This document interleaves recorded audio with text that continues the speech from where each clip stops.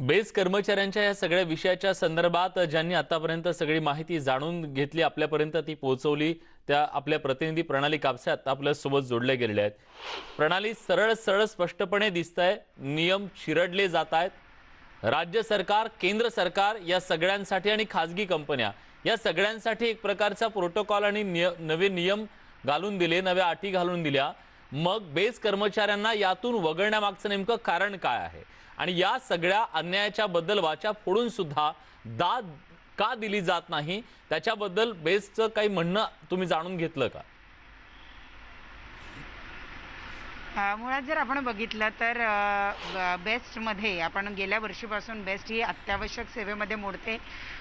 जे काही अत्यावश्यक आरोग्य सेवा देणारे जे आरोग्य सेवक आहे त्यांची ने-आण करणं असो किंवा आताच्या घडीला अत्यावश्यक म्हणून जे कोणी मोडतात त्यांचा प्रवास असो, ह्या सगळ्या गोष्टी गेले वर्षभर बेस्टचे जे कर्मचारी आहेत ते करताना दिसत आहेत। परंतु आता मात्र जेव्हा पुन्हा एकदा लॉकडाऊन करण्यात आलेलं आहे, संचारबंदी लागू करण्यात आलेली आहे, राज्य शासनाने नवीन नियम आखून दिलेले आहे।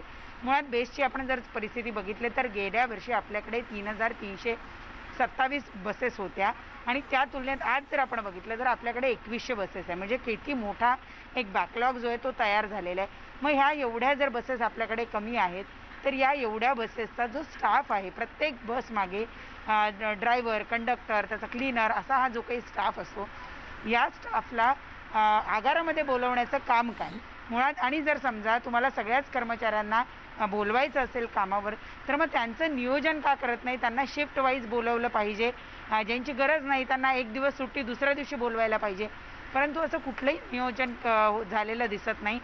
त्यामुळे जे चित्र, जे व्हिडिओज आपण दाखवतोय, प्रत्येक आगारामध्ये जवळपास अशी स्थिती असते। अनेक जे ड्रायव्हर, कंडक्टर आहेत ते आगारांमध्ये येऊन बसतात, त्यांची 12 तासाची ड्युटी असते, त्यापैकी 2 किंवा 3 तास ते काम करतात, 4 तास काम करतात, उरलेले बाकीचे 8 तास अनेकांना त्या आगारांमध्ये बसून राहावं लागतं। बरं, या आगारांमध्ये बसून राहायलाही हरकत नाही, परंतु तिथे पुरेशी जागा नाही, इतका उन्हाळा आहे, तिथे पंखे नाही, पाण्याची व्यवस्था नाही, टॉयलेटची व्यवस्था नाही। अशा अवस्थेत या सगळ्या कर्मचाऱ्यांनी करायचं काय हा प्रश्न निर्माण होतो। याबाबत जेव्हा समित्यांमध्ये आवाज उचलला जातो तेव्हा अनेक वेळेला असं लक्षात येतं की पॅन्डेमिकचं कारण दाखवून अनेक प्रश्नांकडे डोळेझाक केली जाते। आता जर आपण बघितलं, जी आपल्याला माहिती मिळते त्यानुसार या सगळ्या कर्मचाऱ्यांना मास्कचा पुरवठा केला जातोय, परंतु बसेसचं सॅनिटायझेशन होत नाही। हे जेव्हा कर्मचारी येतात तेव्हा त्यांना सुद्धा सॅनिटाईज केलं जात नाही।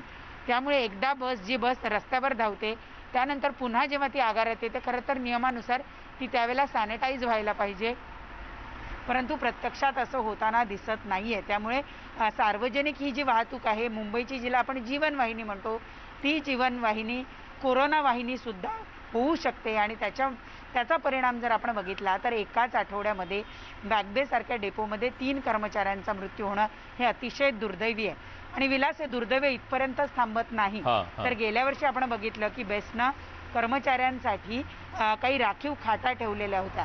यावेळेला असा कुठलाही प्रकार आपल्याला दिसत नाही। म्हणजे या कर्मचाऱ्यांना जर रुग्णालयाची गरज पडली तर आज आपल्याकडे रुग्णालय उपलब्ध नाही। 2 की या कर्मचाऱ्यांना मुळात ज्या कर्मचाऱ्यांचा मृत्यू झाला, जवळपास असे 200 आपले ड्रायव्हर, कंडक्टर आहेत ज्यांचा कोरोनामुळे मृत्यू झाला अशी माहिती मिळते, परंतु बेस्टनं त्यापैकी फक्त 103 जणांचा मृत्यू जो आहे तो कोरोनामुळे झाला असं म्हटलेलं आहे। उर्वरितांना कोरोना संशयित, म्हणजे असे लोक ज्यांचा मृत्यू, असे कर्मचारी ज्यांचा मृत्यू कोरोना पॉझिटिव्ह हा रिपोर्ट येण्याच्या आधीच झाला, कारण आपल्याला माहिती आहे RT-PCR रिझल्ट यायला जवळपास 24 तास लागतात, पण जर त्या आधीच जर त्या कर्मचाऱ्याचा मृत्यू झाला असेल तर त्याला कुठल्याही पद्धतीचे बेनिफिट मिळत नाही। म्हणजे त्याला केंद्र शासनाचा जो विमा आहे त्याचेही 50 लाख रुपये मिळत नाही किंवा अनुकंपा तत्वावर त्याच्या कुठल्याही घरातल्या सदस्याला नोकरी मिळत नाही। अशा सुद्धा कर्मचाऱ्यांची संख्या ही जवळपास 70 ते 80च्या घरात आहे अशी माहिती मिळते। त्यामुळे कर्मचाऱ्यांचं ही जी व्यथा आहे ही इथवरच थांबत नाही, तर इथून पुढे खरं सुरू होते असं आपल्याला म्हणावं लागेल। निश्चितच, आणि आज या व्यथेला आपण वाचा फोडलेली आहे। आशा करूया की बेस प्रशासन त्यांच्या या सगळ्या प्रश्नांची गांभीर्याने दखल घेईल, कोरोनाच्या संकट काळात सेवा देणाऱ्या या सगळ्यांना वाऱ्यावर सोडलं जाणार नाही, त्यांना त्यांचे हक्क मिळतील अशी आशा करूया। धन्यवाद तुम्ही दिलेल्या सगळ्या सविस्तर माहितीबद्दल। यासोबत या विशेष कार्यक्रमात एक छोटासा ब्रेक घेतोय, कुठेही जाऊ नका, पहा फक्त न्यूज 18 लोकमत।